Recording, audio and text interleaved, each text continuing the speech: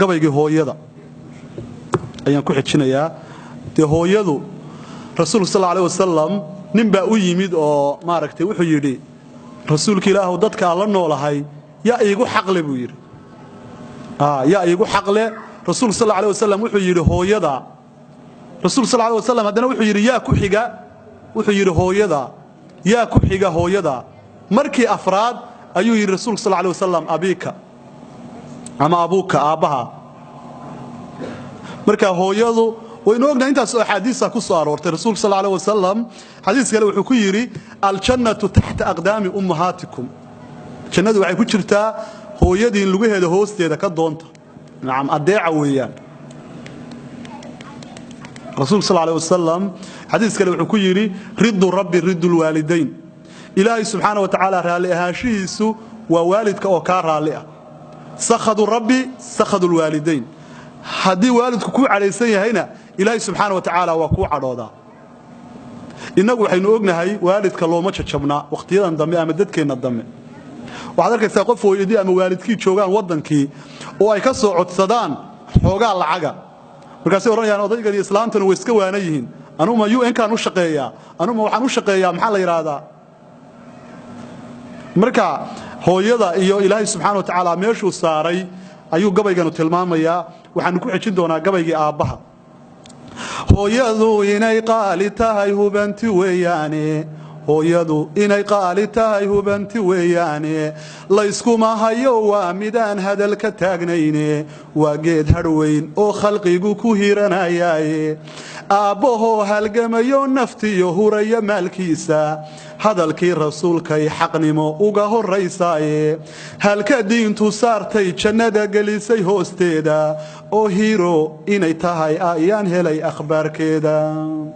sagaalkii biloodee horeen huruudnay uurkeeda hakad baa tallaabadii galayoo hiirgabay noqotay hilibkii iyo bariiskii cuntada ka hortimoo diiday barar baa hareeyo hurdadii toosu heli weyday waxaa hawlay hooyada ilmaha ku hiilan uurkeeda iyadoo habkaasay marquudha soo herdiday foosho halhaleel nafteediyo markii hadadii loo yaabay oo hiilkii ilaah baa ilmihii hore u soo dhaafay iyadoo hafeefanaysa oo habayo dhiigiina horaadada intay noo dhigtay waliba noo heestay annagoo hadaaqaynabay nala hadlaysaaye hooyadu waxyaabay mucjisada ku tahay waxaa ka mid ah ilmo yar bay la hadlaysaa ilmo yar oo dhashay bay u waramaysaa waxa jira waxa dhacaya waxa ilaahay subhanahu wa ta'ala inoogu sakhiray hooyada annagoo hadaaqayna bayna la hadlaysaaye caanahay habeenkii inagoo huruudna ay qooshto hore nagama siise iyada ku hormartoo eegta hareeraha ayay eegaysaa gogosho hoosteeda ammaankeenna yay hubinaysaa hadiyo gooraale qofkii hooyadii nooshahayow hadal xun ha u quurin qofkii hooyadii nooshahayow hadal xun ha u quurin ha ku oran warayka ha ka too huriya laabteeda qofkii hooyadii nooshahayow waa hantiyo maale warwaahibo ilaahay watiyo hodonka deeqdiisa qofkii hooyadii nooshahayow hadal xun ha u quurin haddii hooyada ay hantiyo halal ku weydiiso oo aadan hayn oo markaa heli karayntaagga oo aadan hayn oo markaa heli karayntaagga haye hooyo hadalkaagu waa inuu ahaadaaye hadhka galay habeenkoo damyiri hiirta waa beriga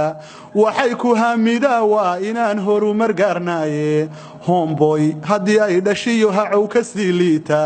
hoodiriyo halyay baan dhalay bay ku hanjabaysaaye habaar nooma quudhee ducayna huwinaysaaye qofkii hooyadii nooshahayow hadal xun ha u quurin ha ku oran warayka ha ka too huriya laabteeda qofkii hooyadii nooshahayow waa hantiyo maale hooyada ilaahayow ka haydhibab halaakeeya